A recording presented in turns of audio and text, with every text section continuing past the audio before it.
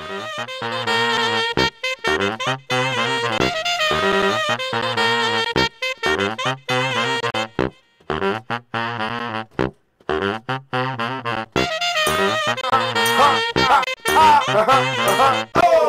hey! Oh, hey! Hi, I'm Timothy Williams. I'm your host for Keeping It Real Talk Show. And today we're here in Rutledge, Alabama. And shortly our guest will be on. But just before we go to our guest, I want to I want to bring my cast up. Group of young people, that love what they're doing and they're dedicated. And I tell people all the time, it takes a lot. You know what I'm saying? There's a lot of things done behind the scene just to, bring Keeping It Real Talk Show to you all in the Troy Cable area. And I have a group of young people. And today, my first person is DJ Merck. He is our sound tech. So how you doing today? I'm doing good. How about you? Doing great, doing great. So tell our audience today about what you do for Keeping It Real Talk Show. Well, my role here on the talk show is mainly to make sure everything that's going on the set is heard. I mean, when this first came to me, I was 15 and it was like, hey, what you think about being my sound guy for my talk show? It was a little big for me at first, but I sat down and I thought about it. And once I humbled myself and got ready, I've enjoyed this ride. And, being the sound tech for this show has really opened a lot of doors for me. And, there's nothing in the world that I would trade it for. I love sound and I love what I do. And this is very fun, and I'm looking to continue to do it for years to come. Definitely, and we're glad to have you, And what I like about it is you're a young man, Right. still in high school. When I Right. first saw you, heard about you actually, doing sound work. And, Right. man, I believe you was probably about 13 or 14 years old, and you were producing people, I was like, I got to get this guy on my set, man. He's got to do my sound. And when I came, to you, at the time you was in your apartment. Right. And I heard everybody, talking about your show, what I'm saying, talking about what you're doing. And, man, listen, I said, I got to get with Deshaun, what I'm saying? And, man, actually, working with you is amazing, Appreciate it. And you're so talented. I mean, y'all, we're getting ready to do a set in London. Right, You know what I'm saying? A radio set. And Deshaun, I go to him for pretty much everything in the sound, and there's a whole lot of things, y'all, I don't even know, you know what I'm saying? But I can count on Deshaun, helping me get there, and he has been a blessing, to Keeping It Real Talk Show, and man, I'm grateful, that you're part of our team, and, he's so humble, y'all. He's a humble young man, and, never, in the big city of Elba, I call it the big city of Elba, but we know Elba's small, just figure of speech. One day Elba will grow, you know what I'm saying, to be like a Enterprise or Dothan. And I'm believing that. I want to see that, you know what I'm saying? Right. But Deshaun has The a name of my studio business is downtown. Full Circle Productions Recording Studios. We're located downtown Elba, 417 West Davis Street. And there we offer you a variety of services. We have PA rentals, DJ services, recording studios. We do a lot of things there. And we also offer lessons, piano lessons, guitar lessons, vocal lessons. And the staff there, we're very friendly. And quality is our only concern there.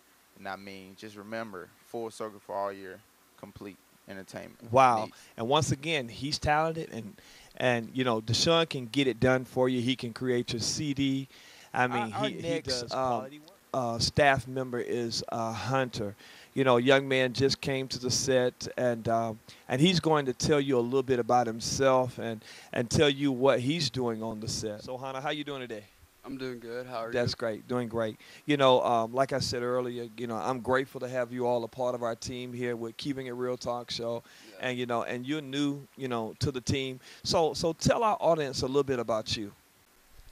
I'm from Elba. I'm new to the set. I'm on the camera crew. And I like to do big things for keeping it real in the future. Hunter, once again, we're just grateful to have you a part of our team, man. Yeah. And like you said, we're looking, for bigger and greater things. We're keeping it real talk show. And our set is going to grow, not just 2 days, but we're going to be going on 5 days a week. And my main thing is to, at the end of the day, to encourage people. Family is about family. Yeah. Everybody can come and watch Keeping It Real talk show every, Tuesday morning at 11, and then on Thursday nights at 8 o'clock. I mean, we're gonna make you laugh. We're gonna have a good time, and and that's what Keeping Real is all about. It's about the family. It's about having fun, and we're gonna be comical, and we're gonna shoot it to you raw. But once again, Hunter, we want to tell you thank you, for being a part of our team. And man, listen, the best is yet to come. Yeah, man. Definitely. Also, our next person is my daughter. She's a part of the camera crew, and she's on the camera and she's shy. She's gonna come too on the set, even though she wasn't prepared to be on the set. But I wanted to introduce our staff before we go into our guests on today, and just to introduce my staff to TV Land, Troy Cable, TV Land, because you need to know who's behind the scene doing the work. You know what I'm saying? Producing every show, and these young people are talented. And they're young people. Hunter is 19, and Melissa is only 13 behind the camera, and Deshaun is only 17. You know what I'm saying? And so I believe that's right. He's 17. You know what I'm saying? And these are young people. You know what I'm saying? And Elba, we ought to be proud because we have some, I call them entrepreneurs, some young people that are looking to go, places in life and to, be in Hollywood one day. I speak that. You know what I'm saying? And so they're talented. Melissa's my daughter, and everybody can tell it. You can tell, she looks like her daddy, But smile, Melissa. So, Melissa, tell us a little bit about yourself. Tell them what you do. Tell our audience, a little about yourself. I am 13. I'm part of the camera crew, and pretty much she does the main camera, run the main camera. And tell them where you go to school at. Elba High School, and play basketball and volleyball, and that's pretty much it. Definitely. And y'all can tell, Melissa's a little shy, She like, Daddy, why'd you do me like this? But I just wanted to introduce our crew, and we're going to take a break, and we'll be right back. Toward never to return, never to surrender. Car salesman. Tonight, we sell them all!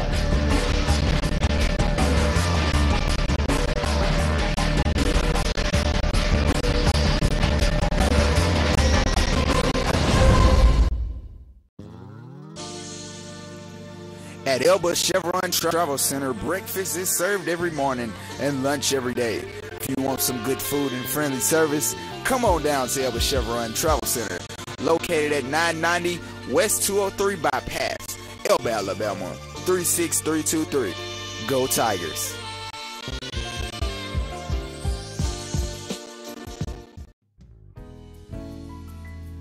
Come on down to Baker Street. How about big town variety for small town price? And Baker Street is the place to eat. We are located at 979 Highway 203 in Elba, Alabama. We also serve seafood, steaks, oysters, and more. You can dine in and carry out. We're open 7 days a week. Let Baker Street cater your next event. And we're back.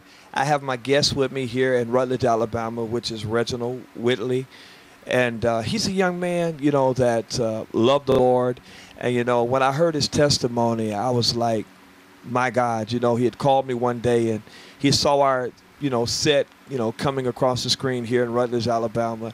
And young man really has a great testimony, and I just wanted to bring him to the Troy Cable Network and to let people hear his testimony, because I do believe that he can really bless you. Great. Hey, it's a blessing and a privilege to be here in Rutledge, you know what I'm saying? And to be at your house. I know you probably thought, hey, he ain't going to never get to me, you know what I'm saying? Yes. But we bless the Lord. We're just grateful to be here on today. And so tell our viewers a little bit about yourself, who you are and all that good stuff. Well, my name is Reginald Woodle, and I'm I'm from Laverne. I was born in Laverne and raised in Greenville. And I had a little accident, and and then like we were going to Sunday school, and we, we had we had like a car accident. This other car hit us, and then knocked everyone out of the car, and they had to cut me out the car. And then when I cut me out the car, they had to rush me to the hospital. Let me ask you And this. So when it threw everybody out of the vehicle, yes, was they pronounced dead on the scene, or? some was and some wasn't. And so you were left in the vehicle. Were you trapped in the vehicle? Yes. Tell us a little bit about that. So I was in a coma, so I don't remember that much. I remember what they told me. Uh-huh. So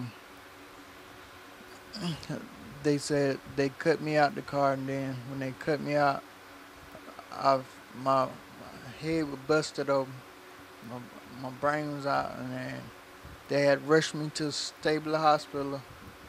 They couldn't do nothing for me up there, so they wrapped me up like a mummy and was flying me to Birmingham.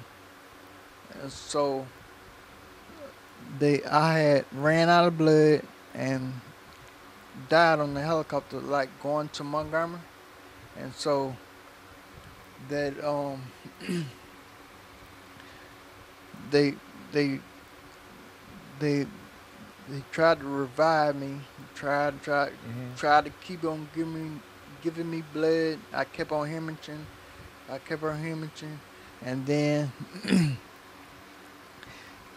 they said they gave up. But this one doctor, she operated on me, and they couldn't do nothing to my head, but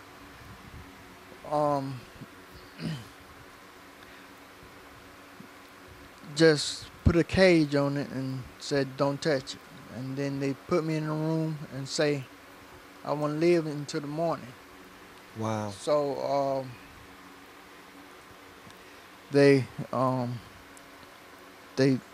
I was sitting down, and then they sent me home to die.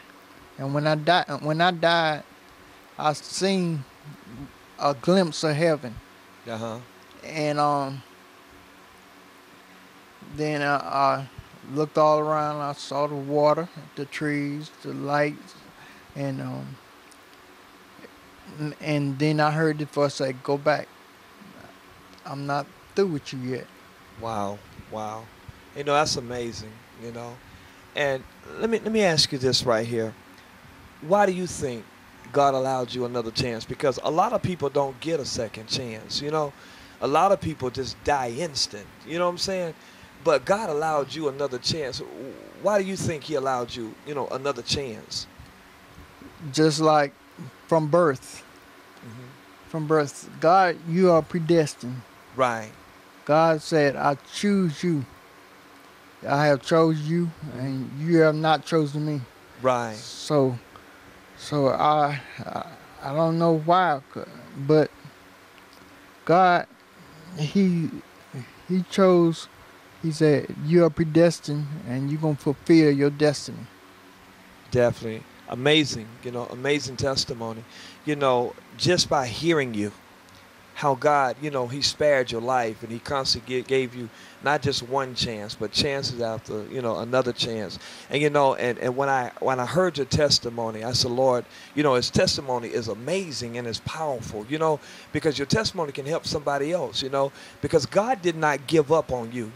I tell people all the time, that we may give up on God, but God never gives up on us. You know what I'm saying? And so your testimony is effective all by itself. Now, what I like about it is that you was talking about how you was able to go into heaven and you saw the trees and then the Lord He spoke to you and He told you to go back, and what I received out of that was it was not time for you to leave here, but He has something great for you to do. Can you just elaborate on that a little bit? Okay, like what you said a while ago, I did not. God did not give up on me, but God also gives you a willpower. Right. So you gotta have a will to live. That's it. You gotta have, like, if God don't give up on you and you steady give up, God will let you go. Right. But if you have the willpower to fight and keep on. Right. Keep on. It's the willpower. It's the Holy Ghost power. Right. That dwells in you. And like that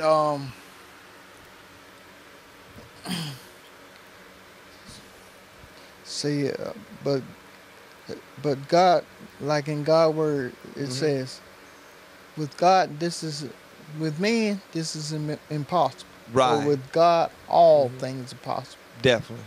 And so it's the Lord. The Lord said the time is at hand. And He chooses the one He's qualified, predestined, and equipped.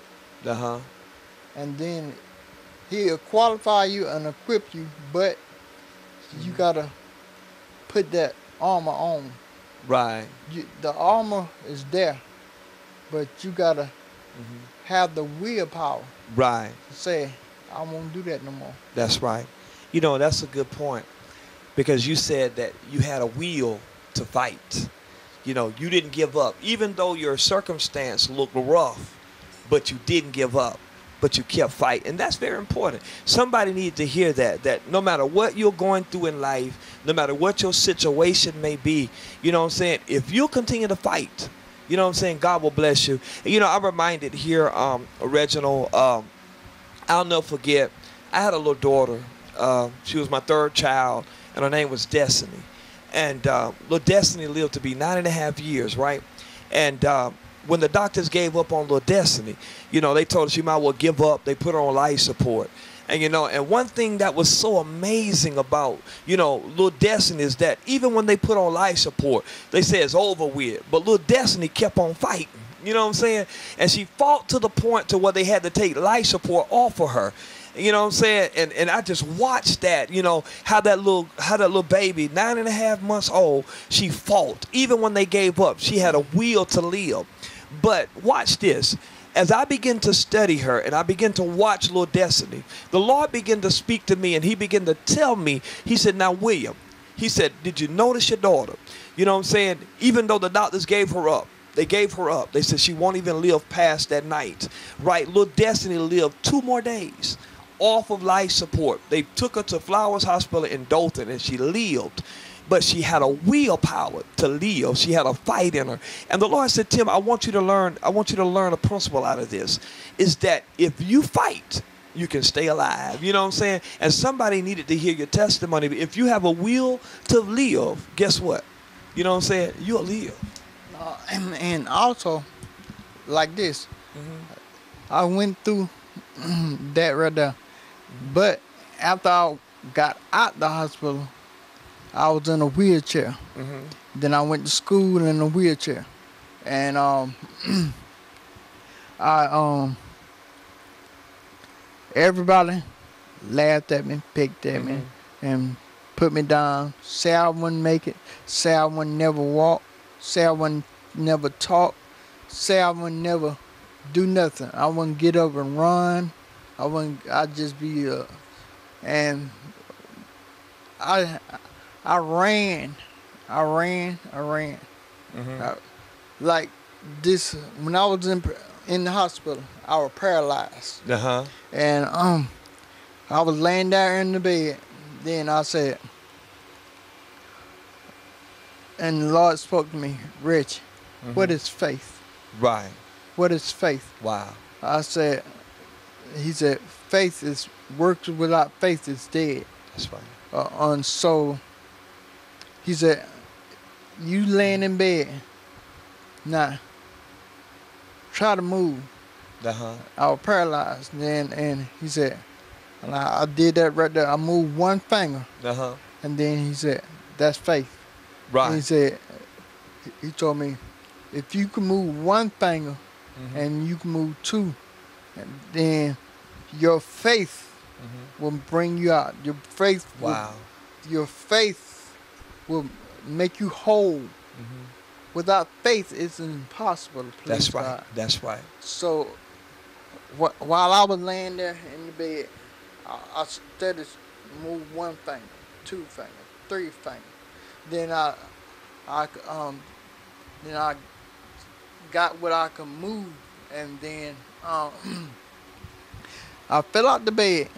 Then they said cold blue, cold blue. And I couldn't get up and walk. Right. Right. So they said cold blue strap, put him in bed. And then I said okay. They put me in bed, but Mm-hmm. God said by faith, Right. by faith. So I didn't stop there. Mm-hmm. If I would have stopped right there, Right. I would have been still laying in the bed. But Right. God said, run this race. Uh-huh. Run this race. Even though I couldn't run, Right. even though I thought in my mind, I'm running Mm-hmm. by moving my fingers. Right. I'm running. He said, run to finish That's this right. race. That's right. That's right. And so, as I moved, my body started moving, and then I started getting up, walking, and I walked with a limp. Then I said, well, Mm-hmm. and then I started doing that. They said I'm a miracle child, Right. but I don't look at it as I'm a miracle child, cause God said you're gonna be whole. Right. So I'm looking for wholeness. That's right. People can laugh and talk and put you down, Uh-huh. but God said this too. That's a test and a trial. Right. Test and trial. You got to go through the storm, Right. in order to get the glory. You got to go through something to get the glory. God got to get the glory. See, if God don't get the glory, you still go through what you, Right. would you still be in the same old rut. Definitely. Now tell them, I want everybody to know in TV land, he is walking. You know what I'm saying? And not only is he walking, but he has his own lawn care. Can you tell us a little bit about that? You know, you out here cutting grass. You out here, you know what I'm saying? What they say wouldn't be, God said other words. Yes, through my life, I had ups and downs, and and then good times and bad times. But the bad times outweighed the good, Right. 'cause I couldn't do nothing. I couldn't move. All I can do is just, when I went to school, I was like this in a wheelchair. They put me out in a room. Then I started accomplishing, and but with God, Right. by faith, Mhm. by faith, it's without faith. If you don't have the faith of a grain of a mustard seed, Right. That's right. That's right. You can't move mountains. Right. You can say with your lips, That's it. Lord, Lord, Lord, Lord, and then go out there. It's what you do. Right. It's what you do. Because the Lord ain't looking at what you say. Right. That's right. He's looking at action, because actions speak louder than words. And Yes. that is so true. You know, Mr. Reginald let us know that it was his faith in God, you know, that brought him to where he's at. And we want to encourage somebody out there in TV land tonight that's watching this show. You know what I'm saying? You may be going through difficulties. You may be having some issues, some things going on. But we want to encourage you today that, you know, faith will bring you out. And, you know, what amazing testimony, you know, Reginald, you know, how God brought you out. And that's a testimony to let others know that God, if God did it for me, you know, he could do it for you too. You know what I'm saying? And here it is, you know, Reginald is not in a wheelchair anymore, you know, but he's up walking, he's up moving. That right there, you know what I'm saying, can give you strength to go on, you know, and to do what God has called you to do. And there was one more thing that you touched on, was that it was your faith in God that brought you to where you're at, you know, and somebody need to hear your testimony. And tonight, I want you to look in that camera. There's somebody, you know what I'm saying, that is going through, Reginald, and they need a word of an encouragement because they feel like giving up. You know, just before I came over here today, I was able to listen to a testimony of a young man. He called me and says, I'm about to throw in the towel. I'm about to quit.